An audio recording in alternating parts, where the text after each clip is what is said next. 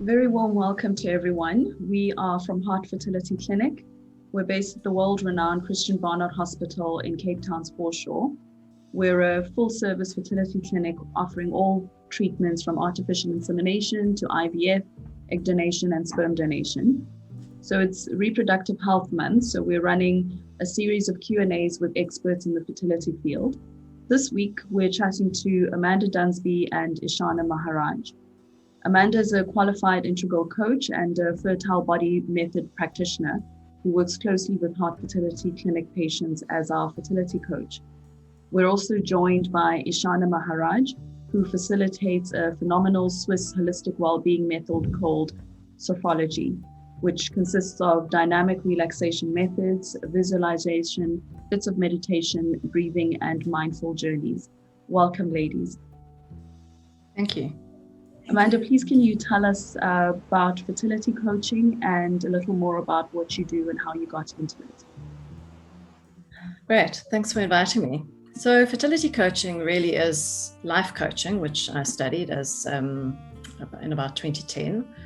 And essentially it works with people, usually women, but we work with partners as well, who are going through either trying to enhance their fertility naturally, or in the case of patients at HART Clinic and others, people who are going through assisted reproductive technologies such as IVF, IUIs, things like that. So as we all know, it's a very stressful journey, can really take its toll on one's mental health, relationships and things like that. And that's where fertility coaching comes in. So it's really about working very closely with the individual in a confidential one-on-one session on a fairly regular basis. And we normally identify some goals that you want to work with. So for example, wanting to be in your most optimal fertile space or state.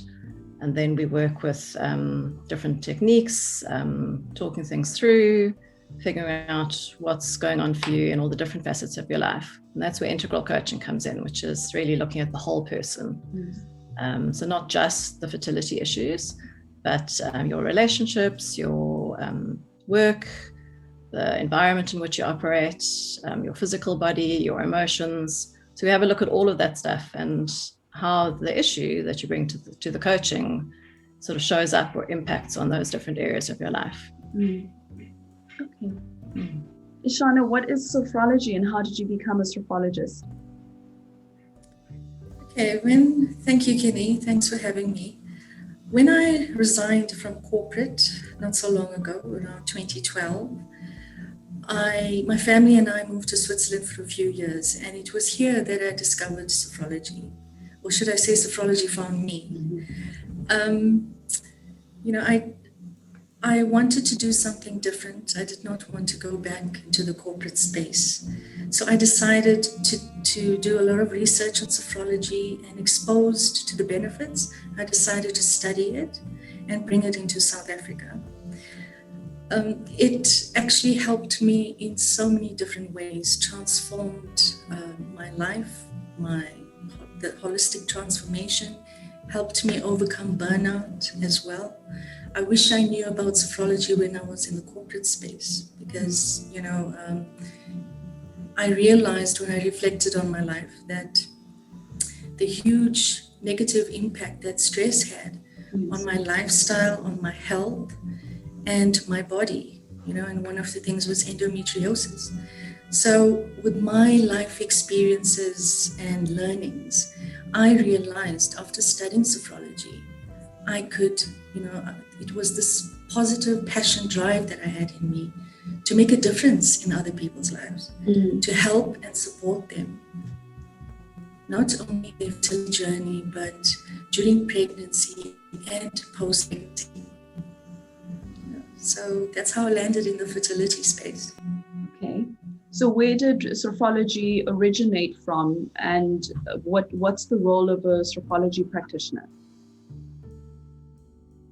In 1960, Professor or Dr. Alfonso Caicedo, he was a neuropsychiatrist from Spain, and he dealt with war traumatized and depressed patients, and he did not want to administer any medication. So he was the founder of sophrology in the world, and he used this method to help his patients, basically. Sorry, Kenny, what was your other question? What's the role of a sophrologist in treating a fertility patient? Okay. The first thing I would do is take you through what is sophrology all about, share the different benefits, how it works, etc., how the different sessions and levels work, etc. And then I would give you a very in-depth questionnaire to do that looks at your current state of health. If you are on any current medication, what are your goals? What do you want to achieve, whether it be fertility related or personal related, from a personal development perspective? And it's all about setting these goals. I take that questionnaire, and after analyzing it, I help to customize the techniques and exercises to suit your needs, basically. So in order for me to help and support you, I would need to get to know you, what your goals are. And throughout the sessions, I also guide, advise, and coach you through the different levels of sophrology, and there's constant interaction.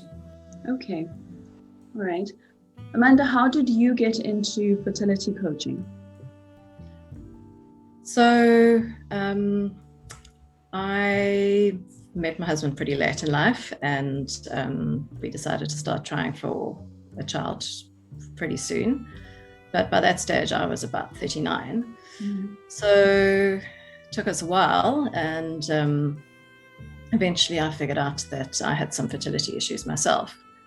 So I went to see a clinic, and unfortunately got the news that my eggs were no longer viable and that I needed to find an egg donor should I wish to carry a baby myself.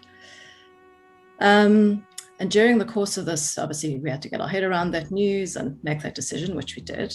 And during the course of all of that, I myself had a fertility coach. And I really found it to be the most supportive, amazing space, because it was a stressful situation. Nobody I knew really had gone through similar stuff. Mm-hmm. Friends can't really relate. Even therapists, some of them do, but not always. And I just found this to be a really safe space that I could feel that I was really contributing to my fertility and to being able to make this, the treatment work. That instead of it being a fairly medical procedure, I felt like I was actually giving it some direction, getting my head in the game, so to speak. Mm-hmm. So when we eventually managed to conceive our twins, and they are now 7. Mm-hmm. And so when the time came to actually get back to work and to get back into coaching, which is my passion, I thought, instead of doing generic life coaching, and which I love, but to rather really focus on this particular area, this niche of fertility, which I could now relate to. Mm. So I have experience of it, and it's something I'm really passionate about, and helping people in that situation, which I understand, and supporting them to make the process as stress-free and as positive an experience as possible. So I decided to do a short course called the Fertile Body Method, which I did online, and which added some lovely tools to my toolbox. So it's a mind-body approach, and really looking at the power of the mind to impact your body, to manage your stress levels. There's lovely visualizations, a bit of self-hypnosis even involved if people are into that.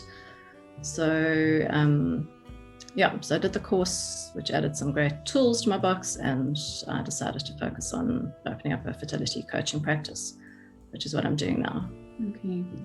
So what does a set of sessions involve, and what does the actual fertility coaching look like?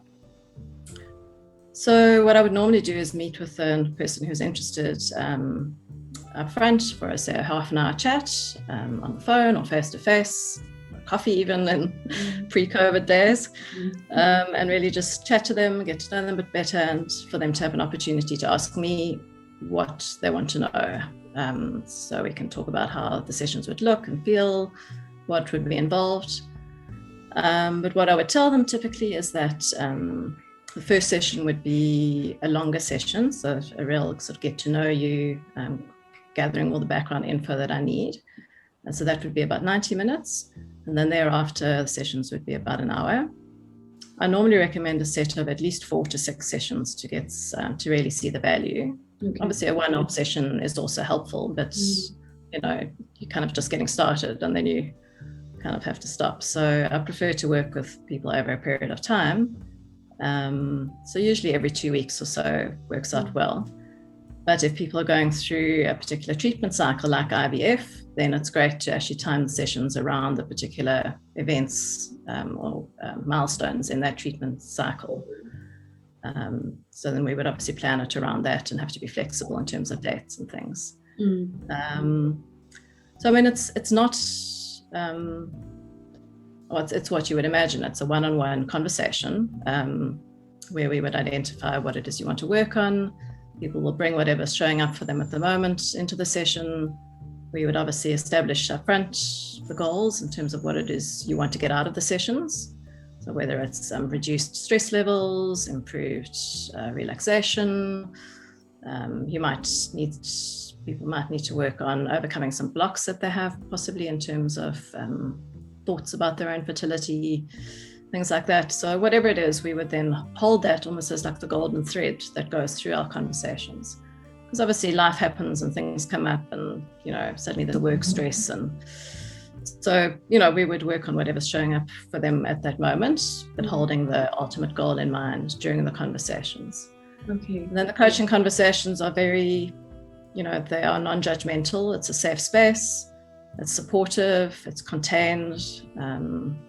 You can cry, you can shout, you can rant, whatever you like, and it's you know, that's all okay. So really building a safe container for you to explore what it is that you need to help you move forward on this journey. And to shift wherever you might need to shift certain things. And then what I would often do is possibly prescribe some exercises, like some self-observations, because it's often through working on observing ourselves in the moment in our everyday lives that we can actually start to notice things. So possibly observing what triggers your stress levels, things like that, observing them, writing them down, and then talking that through at the next session. And also some practices that I might assign to help you with whatever your goal is. So it could be something as simple as a 5-minute breathing exercise. Probably Ishana can also talk about some lovely tools that she has with the sophrology. So something, you know, there's a lot of synergy there as well. So breathing exercises, meditation, mindfulness, but even, you know, often even simpler little things. And that, you know, that is customized to the individual. We work it out together. Sorry, go ahead. No, I'm just saying that we would work it out together in terms of what best resonates with them and what suits their goals. It sounds like you offer patients a really safe place for them to explore what suits their needs in a very unprescriptive manner. Absolutely, yeah. It's very much led by the client and what's coming up for them. You know, as a coach, I also do sometimes need to ask the tough questions to shift you out of your comfort zone a little bit. You know, you can't see the wood for the trees. So sometimes it's about trying to help you shift your perspective, look at a bigger picture. And on a fertility journey, there can also be some tough questions that you need to think about. You know, when is it time to stop a particular treatment or try a different one? When is it time to accept that you need to potentially use donor eggs or donor sperm and all those sorts of things, you know, and that's something I can walk that journey with the client in terms of exploring those things in a safe, structured way. We had a patient email us to say she's struggling with how to manage expectations from her family. She's had a few IVF cycles, and in the beginning she shared very openly and gave a blow-by-blow account of what was happening in her treatment and all their appointments and things.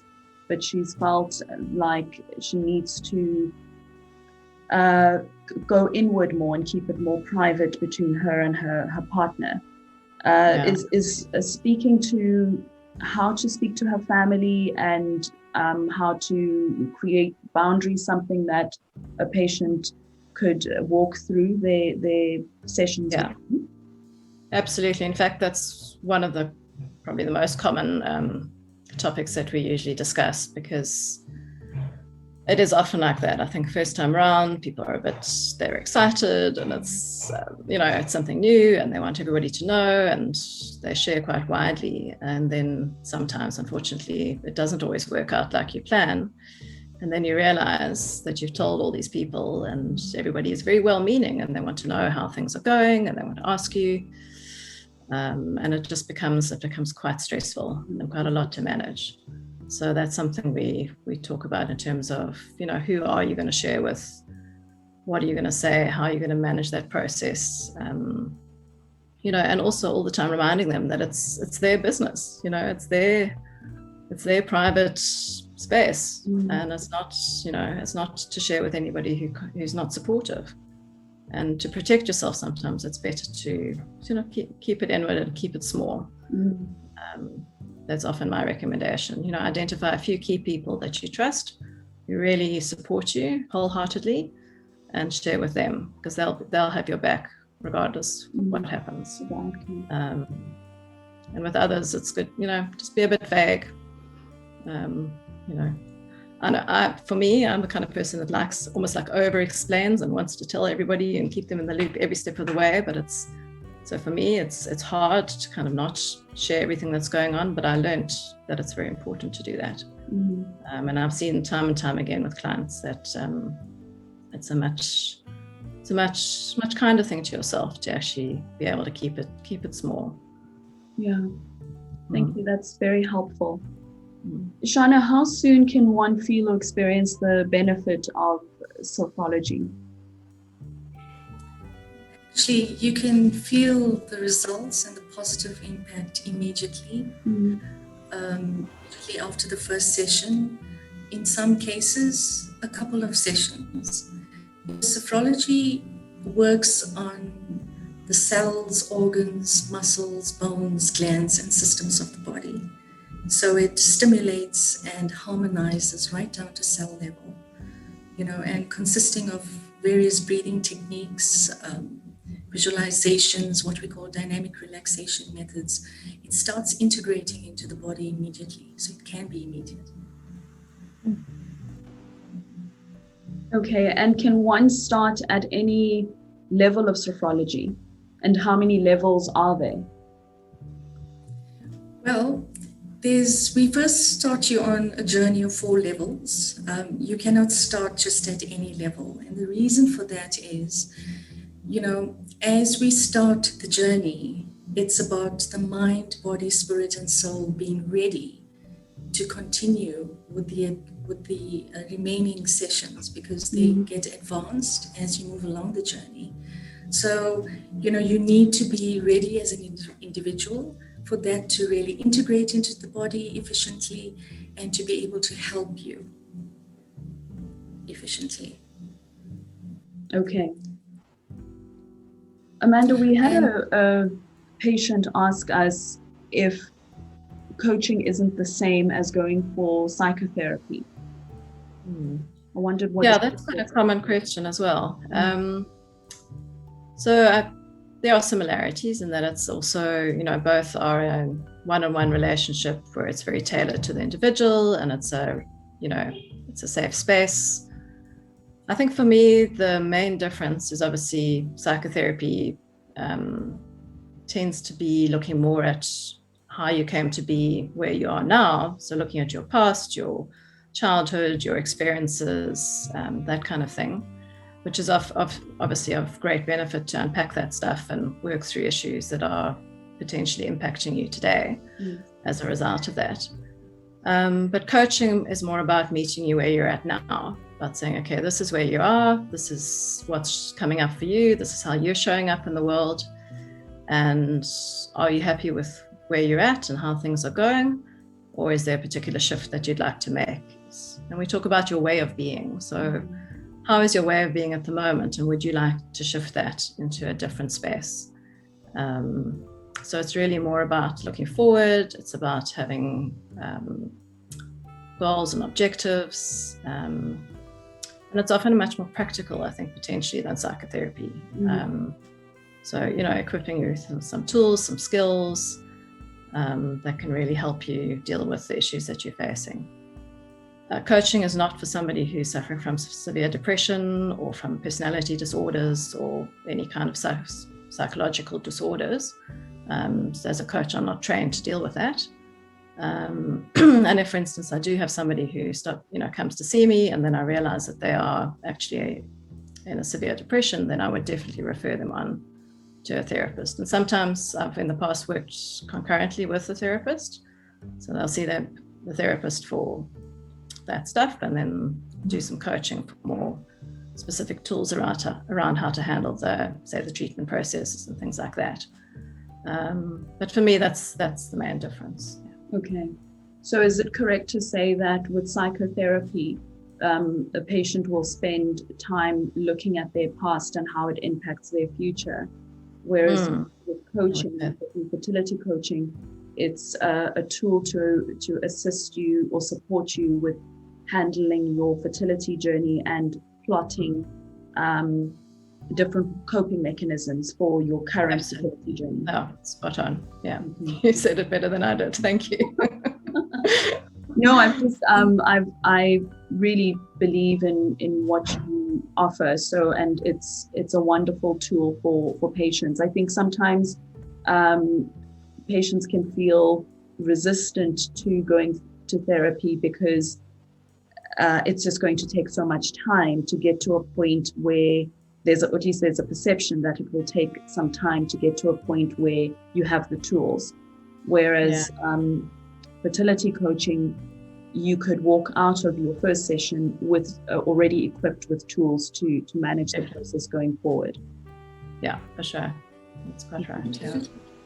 Coming back to your question, while you're talking about the past experiences, I mean, the 4 levels of sophrology, the third level being managing your emotions more efficiently, for example. So sophrology also enables any negative things from the past to resurface, which you start working through. So it empowers you as an individual to handle these challenges as well, because these negativity or negative feelings, they create blockages in your life and it becomes toxic in your present environment. So it's about living in the present moment and also helping you to map out and plan for your future and not stress about the future, So coming back to your question on the levels, the advanced levels that are from level 5 to 12 in sophrology go right down to atom, molecule, fetus, and soul level.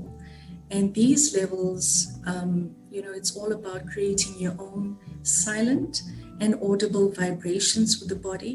So it really works the specific organs, for example, or different, focusing on different systems of the body so that, you harmonize the different systems and cells, etc. of the body. And that all comprises of the dynamic relaxation methods and the different exercises and breathing techniques all combined. So I just wanted to add that with regards to the levels.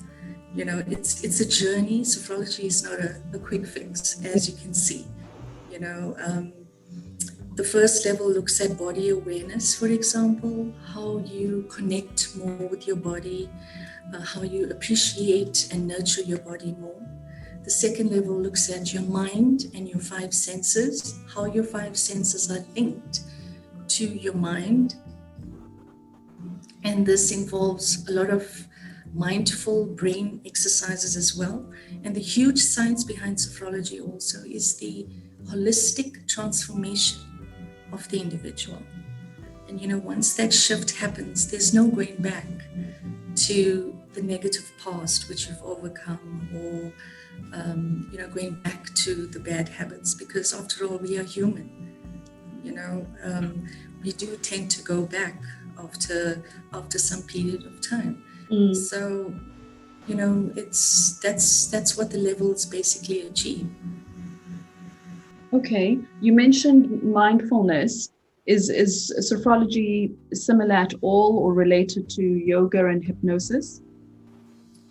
Well, there are certain similarities. For example, feeling relaxed, feeling calm, etc. But, however, the holistic techniques and exercises and visualizations and what we call dynamic relaxation methods are very different with sophrology. It's very much in depth. It it produces different results in the body. Now, sophrology can be very structured and results driven. And whenever I use the analogy of the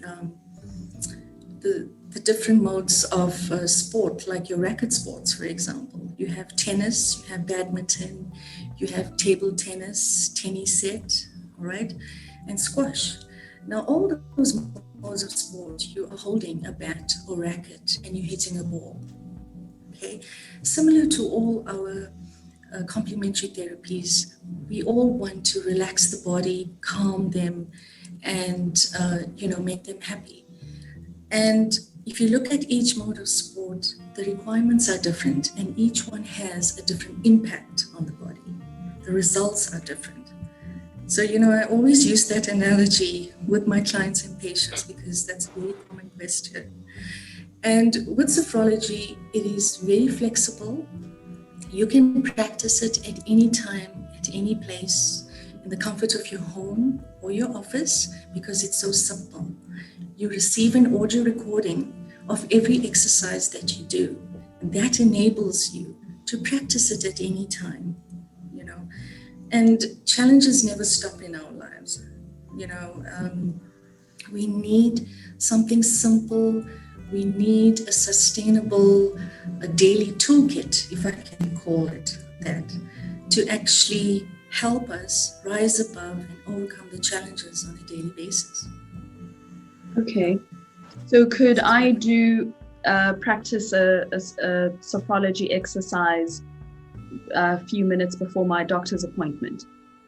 Definitely.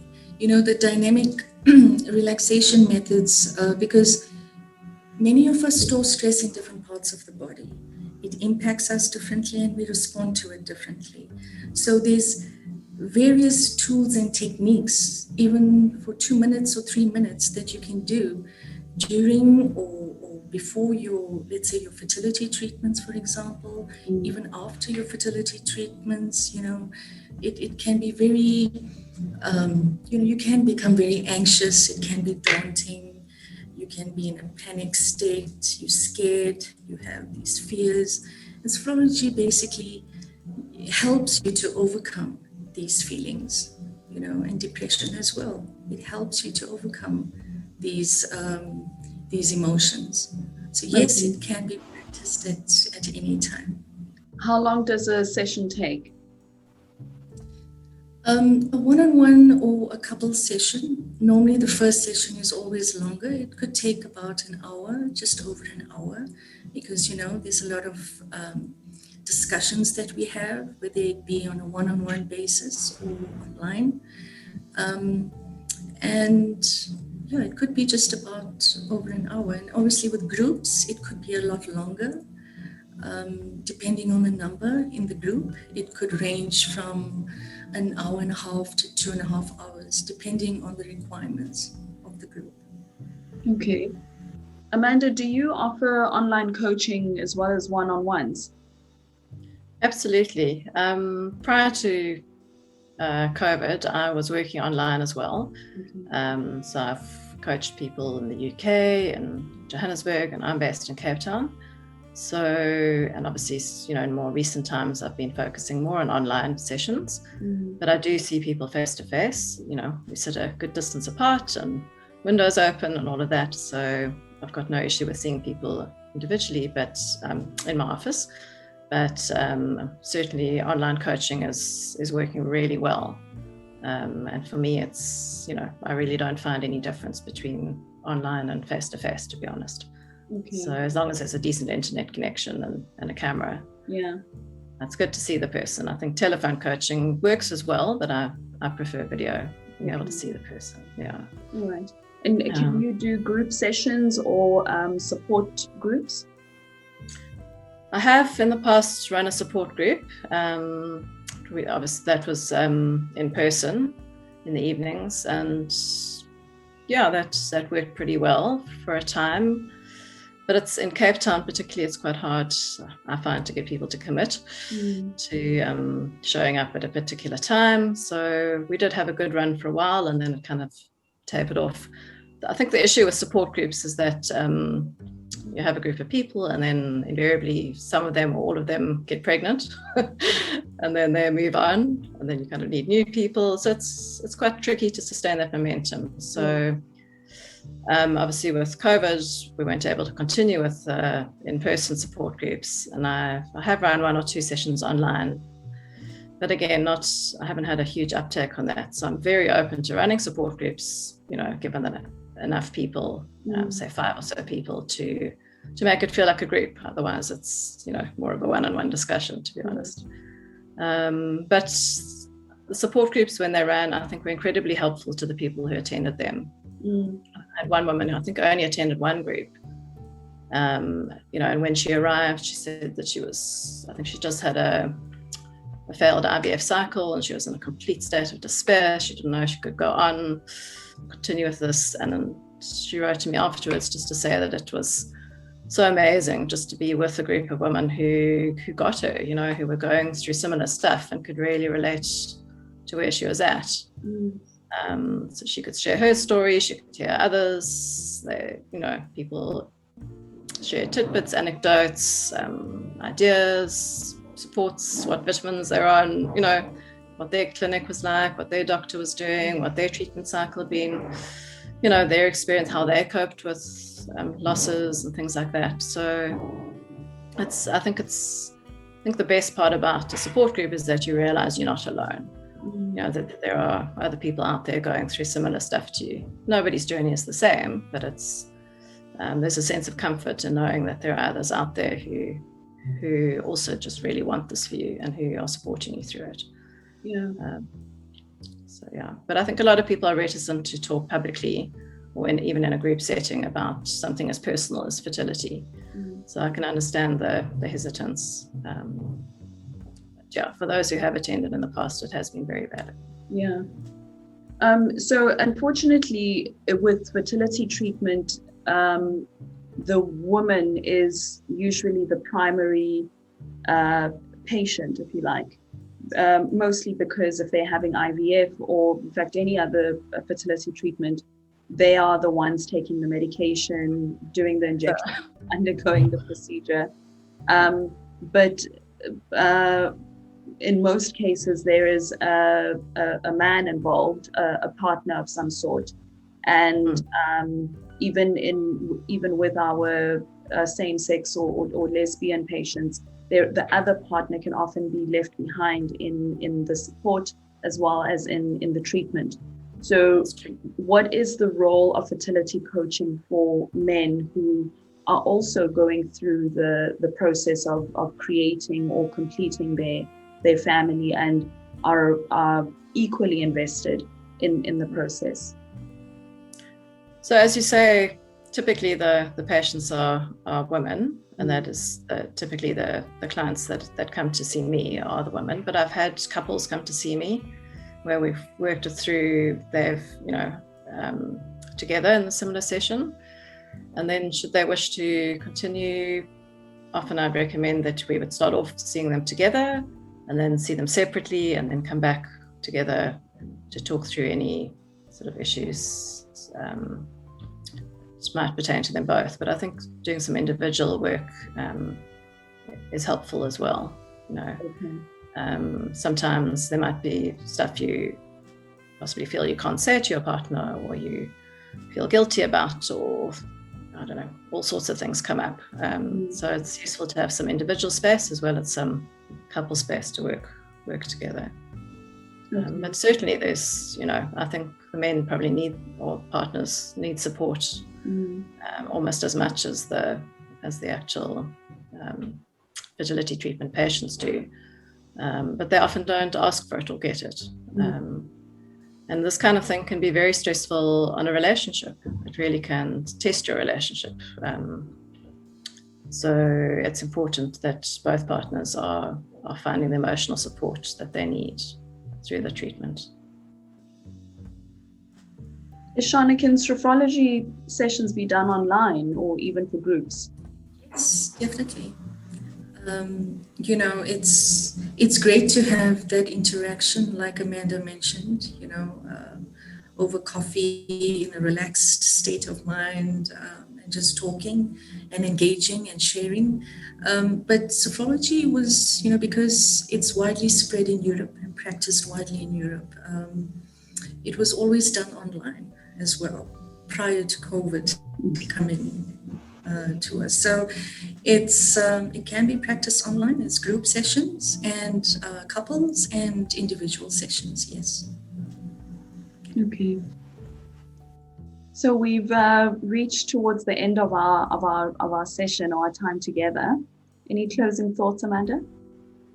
So I think something we were chatting about the other day is actually it's a real shame, I think, that people wait until they're in a real state of stress and they've experienced possibly treatment cycles that haven't worked or things like that before they actually seek support. And I think people often go into it thinking it's fine, it's not a big deal, I don't need support, I'll be cool, treatment's so expensive, I don't need another expense on top of it. And I would just encourage people to seek support earlier rather than later, because it really can have a beneficial impact on your treatment. The reducing stress levels really can have a significant impact on your whole physiology and your the stress hormones and all of those sort of things are not conducive to an optimal fertile state. So I think seeking support, making sure that you are feeling relaxed and that you're on board with the treatment and things like that is really helpful upfront, and to not leave it till you're in a complete state, which often happens, unfortunately. Yeah. So, yeah. Thank you. Ishana, any final thoughts? Yes, and to add on to what Amanda is saying, I think, one needs to be proactive, and, you need to prepare your body mentally and physically prior to investing in expensive fertility treatments as well. You need to keep that healthy body free from stress, be in a calm, peaceful state of mind, and overcome any depression or trauma that you have, any blockages that are blocking your decision making in life. So basically, you need to take care of yourself and have a good, lifestyle in order to achieve your dreams. And we all know that in this fertility space, the needs and passion and want comes from the heart itself. It comes from deep within you, and happiness for me is a huge factor, because that comes from within you, and it definitely impacts your mind, which has a knock-on effect on your body, right down to cell level. So, everything is linked, everything is integrated. And it's very important to make peace with that. Because at the end of the day, you cannot make short-term, long-term decisions without having a clear mind. It's important to have a clear mind to move forward in life. So yes, sophrology means consciousness in harmony, translated from Greek. And it's all about being happy and having a better lifestyle, basically. So good luck. I wish everyone good luck out there. So what's the best way to get a hold of you or for patients to reach you? Amanda? I think you're going to be sharing the contact details, but my website is www.fertilebeings.co.za. My phone number's on there. You're welcome to WhatsApp me, email me, phone me, and we can get in touch. Okay. Ishana, what's the best way to reach you? Yes, via email, telephone as well, WhatsApp calls. We can plan a Zoom meeting if anyone wants to find out more of what sophrology entails. And my website address as well. You can read more about sophrology on www.sophrology.co.za. Okay. Well, thank you both so much for your time. This has been very enlightening, and I feel so relaxed just having spoken to you for the last 40 or so minutes. Yes, thank you. Thank you for the time. It was really lovely to chat to you both. Thanks, Kenny and Amanda. It was great being here. Thanks for having me. All right. Goodbye. Bye.